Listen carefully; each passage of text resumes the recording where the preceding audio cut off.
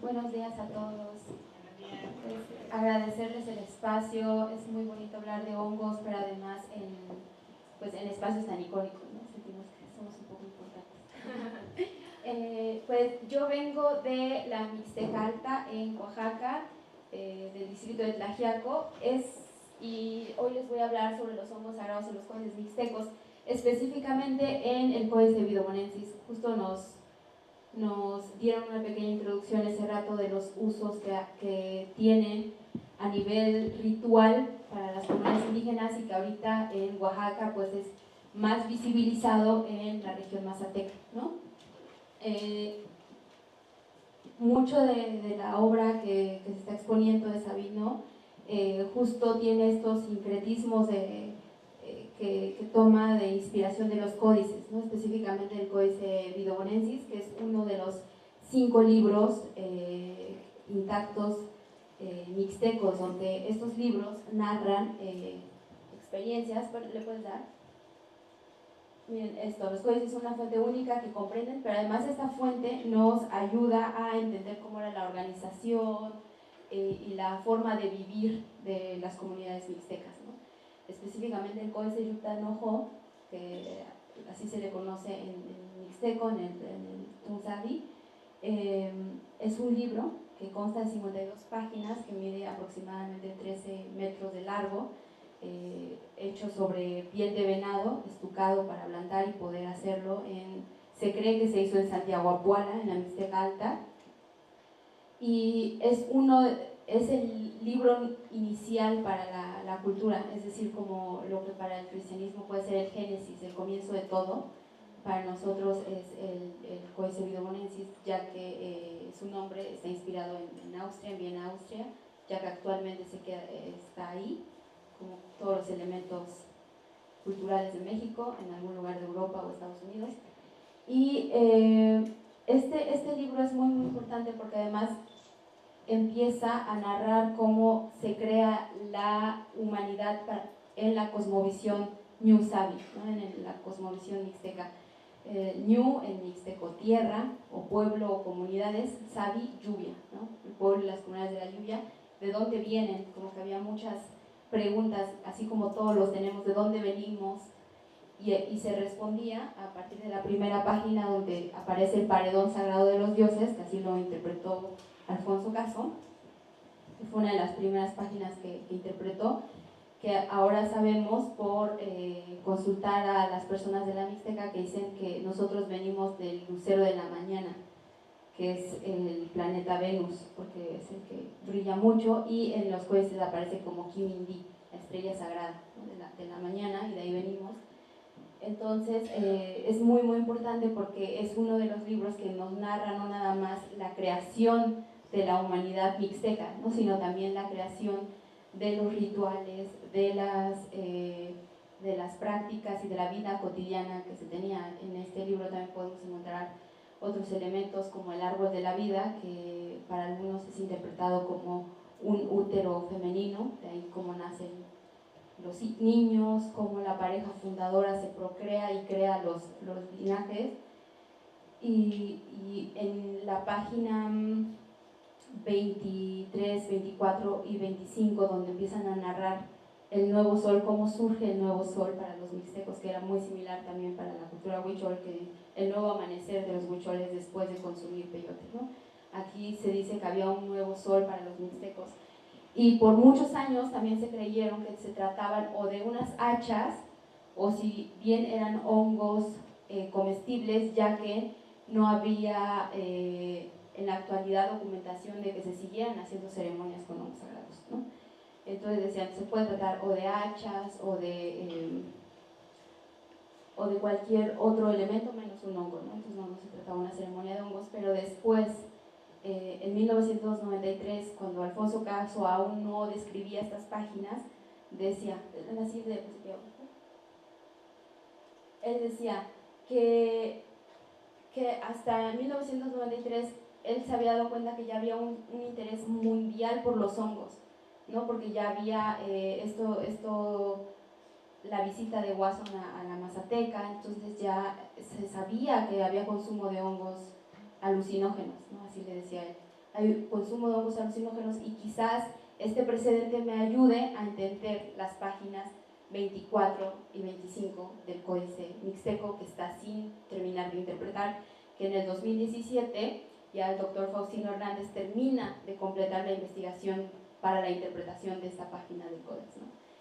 Y en esta página empieza él a hacer referencias de justo las piedras de hongo, comparar las figuras que tenía a nivel estético, ¿no? como eran muy similares, y que en ese libro, en la página del Códex, aparece continuamente, ¿no?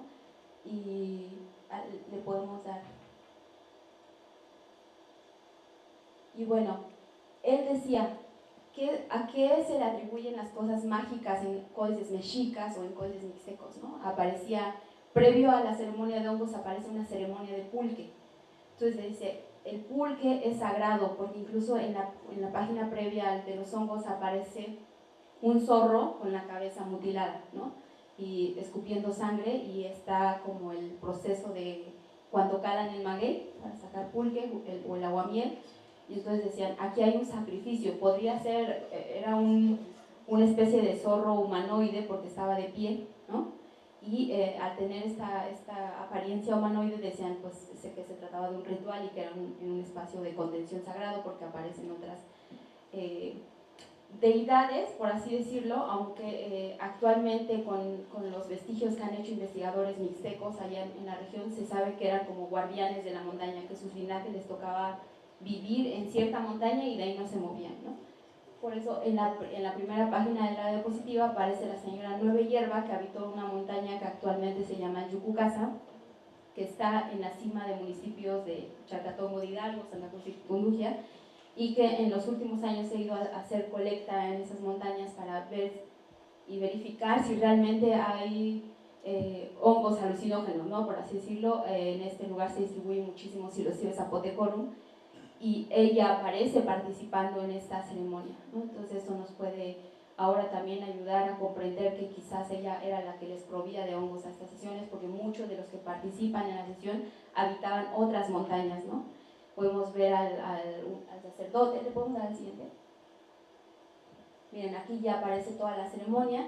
Los códices mixtecos se leen progresivamente, de abajo hacia arriba y en forma como de cuando jugaban dados, en viborita. Y aquí la primera página, en la figura 1, podemos ver a dos seres chiquititos. Esos dos son los ñus, que son los espíritus de la vida, por así decirlo. Los ñus representan este elemento vida. Cuando se habla del nacimiento del ñu, es que sale una de esas cositas que inicia la vida, y cuando sale el ñu mirando hacia abajo, significa que ha muerto alguien, ha muerto su espíritu, ¿no? Entonces nos dice, antes de la ceremonia nace el ñu, están platicando como empieza la intención, que es lo que en muchas ceremonias actualmente sabemos que son las intenciones de hacerla. Y en la parte inferior, en el simbolito 2, es el logotipo de Santiago Apuala, que quiere decir que la ceremonia se está realizando en el río de la vida, que es Santiago Apuala, que actualmente pues es un municipio donde un municipio donde se cree que se hicieron la mayoría de los códices, ¿no? Que es donde estaban los artistas de estos 5 códices. Y es muy interesante porque en la parte superior podemos ver a otras deidades que habitaban. Por ejemplo, tenemos a la señora Cuatro Perros, que habitaba a Chutla y estaban en Apuala. Entonces significaba que todos se reunían, caminaban por los caminos reales que les conocían para llegar a Santiago Apuala y ahí empezar la ceremonia, y que se empezara a documentar en tiempo real y hacer las pinturas, ¿no? Y podemos ver en el dibujo 22 que ahí está la mujer Nueve Hierba, hija de Ocho Hierba, que ellos eran quienes también aparecen en otras ceremonias haciendo el temazcal de hierba, que actualmente se conoce como el baño del torito, ¿no? Entonces, buscando otras referencias de las prácticas que hacía el linaje de hierba, o sea, no nada más eran los hongos, sino hacían el temazcal de hierba, daban brebajes con hierba, y aparecen en otros capítulos de otros códices donde la gente les dan como a beber cosas y la gente está vomitando, ¿no? Y aparecen los señores de enfermedad, que son 2 monitos pintados de rojo, ¿no? Que se les atribuían los señores de enfermedad, y que cuando querían curarse acudían a Yucucasa, que está en Chacatonco, Hidalgo, a curarse, ¿no? Entonces esto por muchos años se creyó que en la cultura mixteca, porque actualmente no había como tal uso de estos hongos, actualmente no se hace uso hasta el 2016 que empecé a hacer un evento de hongos y empezamos a hacer estas colectas masivas en los bosques, y en todos los años que hemos hecho estas colectas hemos encontrado pues una gran distribución de Psilocybes zapotecorum, Psilocybes decorum, y cuando los ponemos en las mesas la gente llega y pregunta, ¿no? Así de, ¿este hongo para qué sirve? Y después lo asocian cuando ellos van a colectar y buscan para comer. Y en los últimos años ya hemos documentado que en una comunidad de San Esteban Atatlauca empezaron a hacer consumo de estos hongos, pero es como retomar una práctica que se hacía, pero como ahora ya saben cuál es el hongo, ya lo hacen y lo acompañan con las ceremonias del temazcal de hierbas, ¿no? Que es el baño del torito. Y bueno, aquí en esta pues es la página 24 del Códice Vidobonensis. Esta es toda la representación del trance con hongos, y es increíble porque en las figuras 20, 19, 20, 23, 22 y 21, en las interpretaciones que se le dio por Faustino Hernández, es que estas personas lograron tener una gran visión, ¿no? En la siguiente página, por favor. La siguiente diapositiva. No, regresa. Creo que no metí la otra diapositiva. Pero en la segunda página aparecen tres elementos muy importantes, que es una montaña, un llano y una vereda, donde aparecen pasitos, que se me olvidó ponerlo. Pero en esta diapositiva podemos ver que dice: apareció el nuevo sol para las montañas, apareció el nuevo sol para los llanos, y apareció el nuevo sol para las veredas, ¿no? Y con esto la gente termina. Y ya en estas ceremonias de hongos que están haciendo actualmente, van a una montaña que se llama Nucama, que es como la cima del cerro, y justo en muchos testimonios que nos han dado las personas que lo empezaron a retomar, que era un conocimiento dormido, que actualmente con un poco más de difusión que le hemos dado al códex, y también identificando las áreas donde se podrían tratar, que vivían cada personaje que participó en esta ceremonia, pues la gente justo nos platica esas experiencias, que efectivamente iban a las montañas y después de una sesión con hongos puedes apreciar esto que narra el códex, ¿no? Que sientes que nace una nueva oportunidad para ti. Es lo que nos decían, nacen nuevas oportunidades, y es por eso que decían que tuvieron visiones muy grandes, ¿no?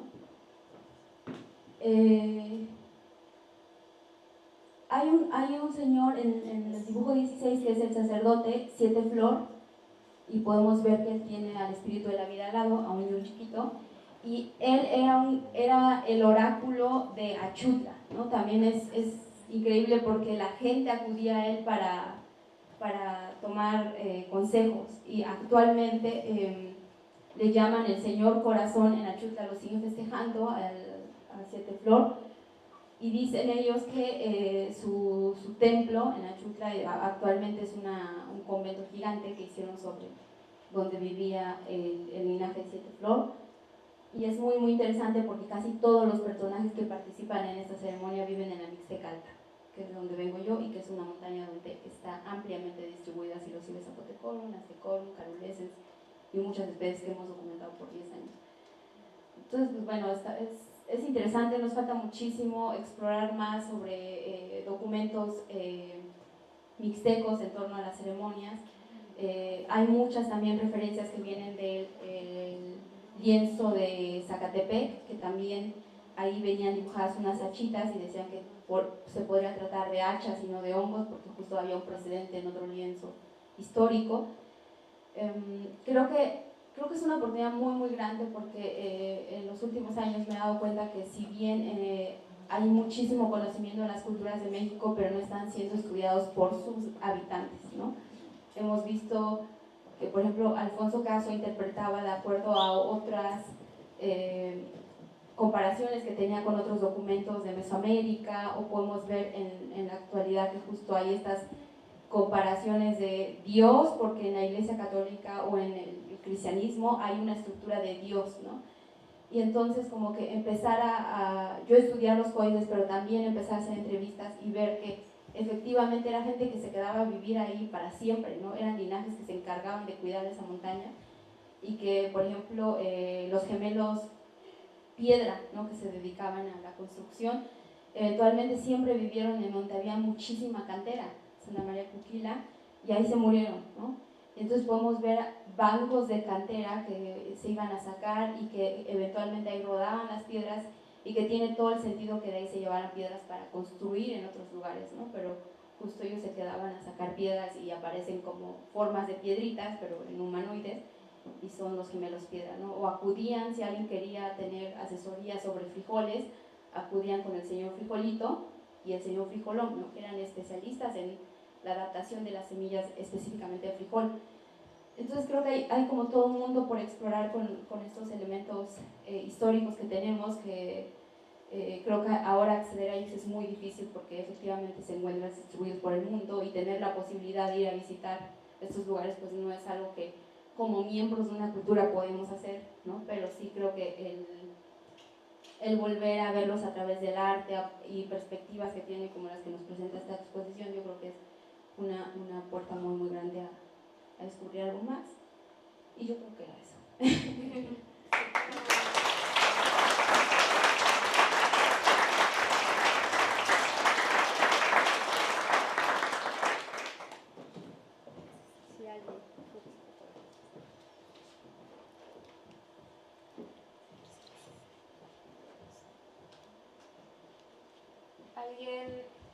¿Alguien quiere hacer una pregunta?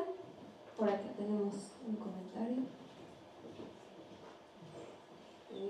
Me pareció súper importante e interesante tu presentación. Y tengo una duda. ¿Por qué se dejó de practicar estos rituales, estas tradiciones y se vuelven a retomar? Dices que a partir del 2017, porque si los pueblos se rigen por usos y costumbres, me gustaría saber por qué. Bueno, sí, se tiene. Gracias.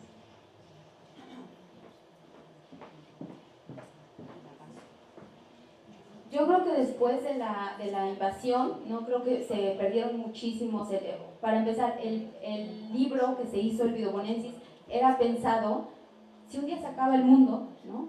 ¿Cómo la gente puede reconstruir de nuevo? Entonces, en la primera página dice, ¿de dónde venimos? Ah, no, venimos de la estrella de Venus, del lucero de la mañana, de ahí venimos. Página 2, ¿quién vino a la tierra y construyó el New Sabi? ¿No? Y aparece el señor Nueve Viento cargando el cielo y poniendo agua en los ríos, poniendo agua en la costa, por eso existe la Mixteca de la Costa, que actualmente está Tututepec, en esa zona, y que ahí terminó muriendo 8 venados garra jaguar. Y eventualmente están pensados, y estos libros tienen una sucesión, es decir, el libro 1 habla específicamente de la creación, ¿no? Y de los rituales y estas prácticas que se tenían en la vida cotidiana. En el libro 2, en el Suchenutal, Códice Tonayé, ya podemos encontrar específicamente elementos de las dinastías y de estos linajes que les hablo, cómo es que vivían ahí toda la montaña. Por ejemplo, el linaje de los venados, que eran como estos predicadores que conocemos ahora, que iban y enseñaban, llegaron hasta Guerrero enseñando la lengua. El mixteco es una de las lenguas en México que más variantes tiene, ¿no? 81 variantes actualmente registradas. Y iban explicando pueblo por pueblo y eventualmente así surgían las variantes de acuerdo a la comprensión que tenía esa gente. Ahora, se dejó de hacer eventualmente porque este libro fue saqueado, y ya no llegó a quien iba dirigido, ¿no? Que eran a las nuevas generaciones, y número 2, que muchísima gente por protección tuvo que dejar de hacerlos, ¿no? Porque además se tenía una comprensión de la vida que actualmente se hace, ¿no? Y al no tener esta documentación pasa como todo en la vida, ¿no? Por ejemplo, en la Mixteca yo en los últimos años he documentado cerca de 200 especies de hongos comestibles. Hay comunidades que comen 40 especies. Entonces, ¿qué pasa si yo les digo, se come? Lo van a empezar a comer. Entonces, había a Tatlauca, que empecé a hacer la feria, que es de donde yo soy, cuando empezamos consumían 35. Para el 2013, con el trabajo de Alicia Rojas Velasco, que es un libro de los hongos comestibles tóxicos y medicinales de la zona, subieron a 45 el consumo de hongos, ¿no? Y ahí se empezó a documentar que había familias que tenían en botiquines en su casa hongos medicinales, que no se sabía, que tal vez yo no sabía que eran hongos medicinales, pero había una abuelita que sí tenía en su botiquín guardado líquenes y hongos para primeros auxilios.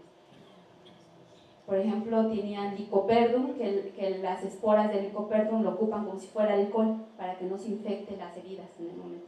Yo no sabía eso, pero había una vecina, una abuelita, que tenía un botiquín lleno de Lycoperdum, de usnea, de varias especies de hongos para su uso. El Itamo real, ¿no?, que lo ocupan cuando tienen heridas de bala, los venados se lo comen cuando están también heridos de bala y la gente los tiene en sus botiquines, ¿no? Sabemos que actualmente hay muchos porque empezamos a hacer este trabajo de recopilar la información y después tenerla al alcance a través de las ferias de hongos. Y en el 2017 empezamos a hacer las colectas masivas y recolectamos Psilocybe zapotecorum ese día. Entonces, cuando la gente escuchó que son psilocibes y que además estos psilocibes, el micólogo que estaba explicando es que estos son los alucinógenos. Decían, claro, tenemos alucinógenos acá, o sea, si nos dijo, y empezaban a preguntar, y eventualmente, así como adquirieron la forma de comer más hongos comestibles, también se empezó a ocupar esos hongos. La diferencia es que empezaron a complementarlos con las ceremonias que ya se hacían, ¿no? Ya el baño del torito, este baño que hacía el linaje de las hierbas, que en los códices aparece como el baño de hierbas, es un baño que ya muy poca gente lo hace. Es más común encontrar el baño del pedernal, que es el temazcal común, que se usan piedras, ¿no?, que en el códice se lo toma como el baño del pedernal. El baño de las hierbas pues ya no es común hacerlo, porque además no es este iglú redondo o cuadrado como el del pedernal, ¿no?, sino este es como un túnel. Este es un túnel donde la gente se mete hasta el fondo con muchas hierbas, deja el fuego ahí, le echa agua ahí mismo y son temperaturas mucho más altas que el de la piedra tradicional. Entonces ya nadie quiere hacerlo, ¿no? Y nos dimos cuenta que quienes empezaron a retomar esta práctica lo combinaban con esto, porque además viene lo que también decían en la imagen 22 de la mujer: vida, muerte, vida. O sea, ella estaba viva y entraba al canal de la muerte para regresar a la vida. Entonces quizás para tener un poco más esta sensación de que así era, se meten al baño del torito, que está horrible, no lo recomiendo, y luego sales, ¿no? Y sí, entonces creo que por eso empezó, porque hay más información, porque la gente tiene más conocimiento, y esa es la finalidad, porque si la gente conoce sus recursos, va a hacer uso y cuidado de él, ¿no? Actualmente Psilocybe zapotecorum está amenazado en la norma 059, y eso nos habla que si está amenazado un hongo, no es el hongo, es su ecosistema. O sea, los hongos para nada están amenazados, ¿no? O sea, son ecosistemas muy bien identificados donde crecen, porque además hacen esta simbiosis que conocemos como micorriza, y si pues alguno de ellos falla en el trato, el otro pierde, ¿no? En este caso los árboles, sí, las plantas. Y bueno, creo que ese es el fenómeno que ha surgido actualmente, ¿no? Actualmente muchos de ustedes quizás no comían hongos antes porque se escuchaba que alguien murió y no sé qué, pero eventualmente cuando vimos que había más libros de divulgación, vimos que había mucho más material, empezamos a consumir hongos o a comprar en los mercados locales sin tanto miedo. Incluso después de los eventos de hongos que empezamos a hacer este año, en el mes de julio, una pareja se suicidó consumiendo hongos mortales, ¿no? Y eso también nos habla muchísimo que cuando ya hay información disponible de qué hongos matan, la gente también se puede matar con esos hongos. Y en mi pueblo alguien dijo, este es mortal, lo identificó bien y hubo un suicidio. Y entonces creo que eso pasa mucho cuando liberamos la información. La diferencia es que los hongos que estamos consumiendo están en nuestro pueblo, a diferencia de este movimiento hippie que salió de las ciudades para ir con sus ideas a la Mazateca, actualmente a la Sierra Sur, ¿no? Y además cabe mencionar que los hongos, pues sí, del género Psilocybe, están penados en México, ¿no?, actualmente, pero no para las culturas que tienen estos precedentes históricos. No está sancionado para mí, no está sancionado para los mazatecos, para los zapotecos, no es ilegal consumirlos, a diferencia del resto del país. Entonces, súmale este marco del protocolo de Nagoya que nos protege de alguna manera, que es más difícil que la gente no lo haga.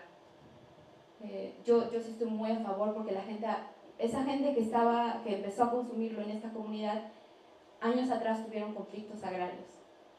Entonces después y empezaron a quemar ese bosque, cuando empezaron a descubrir que ahí se daba, dejaron de quemarlo. Entonces yo decía, pues qué bien, ¿no?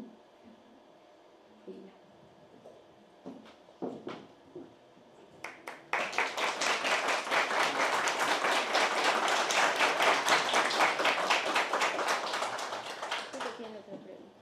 ¿Hay otra pregunta? Perfecto.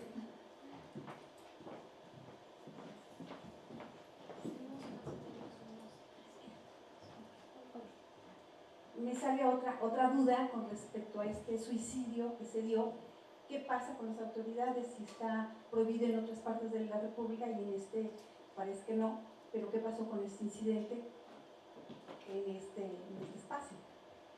Justo, el usos y costumbres yo creo que es una herramienta de autoprotección que se han generado en las comunidades y que, a ver, actualmente sabemos que hay muchos usos y costumbres que no están bien porque además actualmente con este sistema corrupto se crearon muchas organizaciones de la sociedad civil, Antorcha Campesina, etcétera, que incitan a que somos víctimas del sistema, ¿no? O sea, eventualmente sí, el sistema se ha pasado de lanza, pero alguien supo que se podía lucrar con eso y esos fueron estas organizaciones.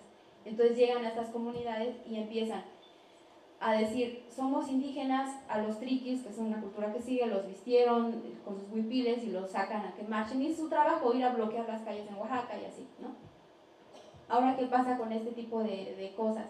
Es un extraordinario caso para divulgar de cómo los hongos pueden matar y se pueden hacer cosas, pero justo la familia dijo, un suicidio es mal visto en un pueblo, ¿sabes? Alguien decidió quitarse la vida. No, le entró el mal, ¿y cómo vas a andar diciendo eso? ¿No? Cuando nos llaman a Sil, que está por allá atrás, y a mí, a que viéramos el caso en el hospital, ellos comieron a las 9 de la mañana, para las 5 de la tarde recibieron atención médica y también les dieron a sus hijos, pero sus hijos no querían comer, los estaban obligando.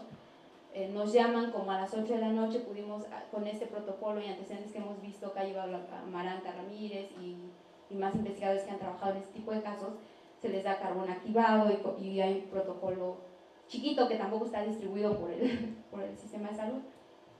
Los niños se pudieron salvar, eventualmente quedan con secuelas, ¿no? Pero los adultos para esa hora ya no, ya tenían un cuadro hepático donde ya se les había licuado el hígado, ¿no? Al otro día, a las 8 de la mañana, menos de 24 horas, murieron, ¿no? ¿Qué pasa? Que en este sistema de usos y costumbres, justamente, yo soy del pueblo y lo hablo y no siento tanto el peso porque siendo mi trabajo por muchos años me ha dado la libertad de poder hablar con ellos y me siento también bien haciéndolo. Pero justo pasan muchas cosas que creo que cuando estas organizaciones financian que no se hablen además, ¿no? O sea, sabemos que esta comunidad que lo hizo ha vivido con estas organizaciones que los manipulan y los ponen en este círculo de victimismo. Es muy difícil que la gente vea que murieron por otra cosa. O sea, ahí siempre han mentido, se llama miel literal en esa comunidad, y las han vendido como que mueren porque llegan y los criminalizan y así. Entonces no conviene un discurso de que esos güeyes se suicidaron, ¿no? O sea, hay un discurso que los están matando por territorios, pero no hay un tema de que... Y pues en México la sociedad no habla de salud emocional ni nada, ¿no? Entonces ahora imagínate en un pueblo que se siente rezagado hasta allá atrás de la montaña. Sí, pues.